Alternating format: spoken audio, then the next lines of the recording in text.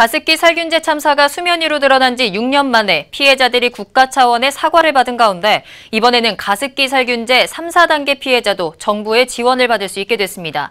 살충제 계란부터 발암물질 생리대까지 소비자들의 안전이 위협받는 상황에서 이번 조치에 대한 관심이 높아지고 있는데요. 구체적으로 어떤 내용인지 메디컬투데이 지용준 기자와 함께 이야기 나눠보도록 하겠습니다. 안녕하십니까? 네, 지 기자, 제가 앞에서 잠깐 언급을 하긴 했는데요. 가습기 살균제 3, 4단계 피해자도 정부의 지원을 받게 됐다고요. 지금까지는 지원을 받지 못했던 건가요?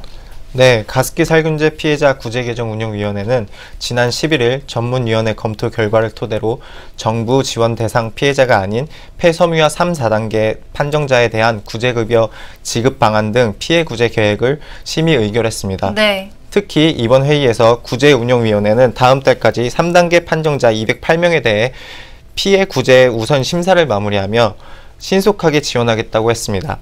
또한 4단계 판정자 1,541명에 대해서는 구제급여 지원을 위한 전문위원회를 11월부터 운영해 질환별 가습기 건강 피해 관련성 등 심사 기준을 마련하여 순차적으로 지원해 나갈 계획이라고 전했습니다. 네, 그렇다면 지금까지 3, 4단계 판정을 받은 사람들은 왜 피해 구제를 받지 못했던 건가요? 네, 정부는 가습기 살균제 피해자들을 가능성이 거의 확실한 1단계, 가능성이 높은 2단계, 가능성이 낮은 3단계, 가능성이 거의 없는 4단계로 판정에 분류하고 있습니다. 네. 다소 까다로운 기준 탓에 피해 인정 판정이 완료된 2,196명 중 1, 2단계 판정을 받은 이들은 388명에 불과했습니다. 네. 이같이 1, 2단계 판정이 적었던 이유에 대해서 설명을 해보자면요. 지난 2011년 질병관리본부는 가습기 살균제가 폐섬유화를 초래한다는 사실을 발표했습니다. 이 같은 발표에 정부와 전문가위원회는 폐섬유화 질환 중 소엽 중심성, 간유리 음영, 급성 진행 등 조건에 부합하는 경우에만 1, 2단계로 분류해 피해자를 인정했습니다. 네. 따라서 같은 폐섬유화라도 기준을 충족하지 못한 3단계 판정자들과 폐섬유화가 아닌 다른 질환을 앓고 있는 4단계 판정자들은 특별법에 따른 피해자로 분류되지 않아 지원받을 수 없었습니다. 네, 천식 환자들도 피해 구제 대상에서 제외가 됐었거든요. 이번에는 천식 환자들도 포함이 됐습니까? 아니요. 피해구제위원회는 폐섬유화 외에 천식을 추가로 가습기 살균제 피해 질환을 인정할지 여부를 놓고 논의 중이지만 지난달 10일 이후로 회의 개최도 하지 못하고 있는 상황입니다. 네. 환경부 관계자에 따르면 구제위 내부에 의견차가 있고 천식 피해 인정에 대한 전반적으로 충분한 검토가 필요하다고 의견이 내려와 보류하고 있는 것으로 알려졌습니다. 네, 천식 피해도 인정을 할지에 대해서 앞으로 좀 더 지켜봐야 되겠군요. 또 앞서서 지난달 9일이었죠. 가습기 살균제 피해 구제를 위한 특별법이 시행이 됐습니다. 어떤 내용입니까? 네, 특별법은 총 44개 조항으로 건강피해 범위 및 피해구제위원회 구성 및 운영, 구제개정운영위원회와 구제개정 지원 인정 조건, 가습기 살균제 종합센터 및 보건센터 설치 운영 등 법률 위임 내용과 기타 법 시행에 필요한 사항을 주요 내용으로 하고 있습니다. 특별구제 개정의 재원으로 쓰일 가습기 살균제 피해구제 분담금은 1,250억 원으로 옥시, SK케미컬, 애경산업 등 총 18개 사업자에게 부과했습니다. 네. 이에 오로지 기업 분담금으로 피해 보상을 진행해 정부의 책임 회피라는 비판의 목소리도 있었는데요. 네. 지난달 29일 내년도 환경부 예산안에 가습기 살균제 특별구제 개정으로 100억 원의 목적 예비비가 편성돼 이는 정부가 도의적 책임을 인정한 것으로 풀이됐습니다. 네, 그런가 하면 또 이제 더불어민주당의 우원식 원내대표가 이 가습기 살균제 피해 사태를 대비해서 정부의 책임성을 강화하는 방향으로 이 피해 구제에 위한 특별법을 개정했다라는 얘기가 나오거든요. 어떤 내용인가요? 네, 더불어민주당 우원식 원내대표는 이번 주 안으로 가습기 살균제 피해 규제를 위한 특별법 개정안을 발의할 계획입니다. 이번 개정안은 정부의 책임성을 강화하는 방향이 주요 골자입니다. 네. 특히 피해자 지원을 위해 설치한 특별구제 개정의 재원 항목에 정부 출연금을 추가했습니다. 현재 시행된 특별법에는 가해 기업의 분담금과 기부금 등으로 재원이 충당되어 있어 정부가 책임을 회피한 것이라는 지적도 있었습니다. 쉽게 말해서 기업에게만 책임을 물릴 것이 아니라 정부가 직접 나서겠다라고 해석할 수도 있는 건가요?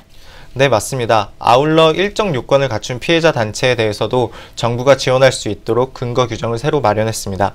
이 밖에도 개정안은 피해 인정 범위를 확대하는 내용도 담고 있습니다.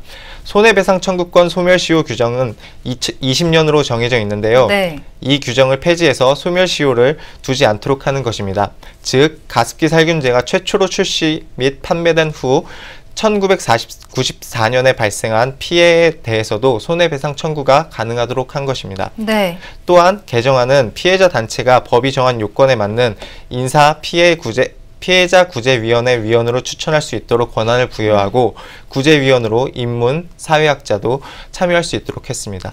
네, 어쨌든 피해 구제 대상이 확대됐으니까 다행이긴 한데요. 이 피해를 구제할 뿐만 아니라 살균제 사태에 대한 진상규명이 더 정확하게 돼야 된다라는 얘기도 나오거든요. 어떻습니까? 네, 일단 가습기 살균제 참사 피해자와 환경단체는 이 알려지지 않은 피해자를 찾아내는 일과 피해자 대책을 세우는 것이 가습기 살균제 참사 진상규명의 핵심이라고 강조하고 있습니다. 네. 지난달 문재인 대통령과 피해자들이 면담을 가졌었죠. 문 대통령은 피해자 가족들에게도 사과를 했는데요. 이 당시 피해자들은 철저한 진상규명을 위해 특검으로 재수사를 해줄 것을 요청했습니다.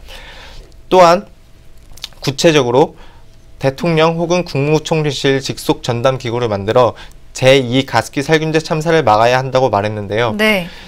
피해자 가족들은 장기적인 관점에서 국가 차원에서 화학물질 중독 센터를 설립해 유사 사례의 감시와 예방은 물론 사후 원인 규명과 치료 시스템 구축이 이루어지게 하고 가치인 국민안전기본법을 제정해 국민의 생명과 안전을 최우선 가치로 삼아달라고 당부했습니다. 네, 마지막으로 가습기 살균제 제조사죠. 옥시의 익산 공장이 문을 닫는다는 보도가 나왔었습니다. 이제 국내 생산은 사실상 중단된 것이라고 볼 수도 있을 것 같은데요. 옥시 측 입장은 어떻습니까? 네, 옥시는 30일자로 생활용품을 주로 생산했던 익산 공장을 폐쇄한다고 밝혔습니다. 네. 이에 제습제인 냄새먹는 하마, 그리고 섬유유연제, 쉐리 등 제품 생산도 중단됩니다. 사실상 익산 공장은 옥시가 국내에 보유한 유일한 생산 공장이기 때문에 국내 생산이 중단된 셈입니다. 이에 옥시 측은 호흡기에 영향이 미친다고 판단되는 제품군은 더 이상 판매하지 않을 계획이라며 앞으로도 사업 재개는 없을 것이며 국내 생산 시설 역시 두지 않겠다고 설명했습니다. 네. 또한 옥시 측은 가습기 살균제 3, 4단계 피해 구제 분담금 674억 원을 일시금으로 완납했습니다. 네. 이에 또한 옥시 측은 포괄적이고 지속 가능한 해결책을 찾는 데 집중하고 영업활동보다는 피해 배상에 집중한다는 방침입니다. 네, 여기까지 듣겠습니다. 지금까지 메디컬투데이 지용준 기자와 이야기 나눠봤습니다.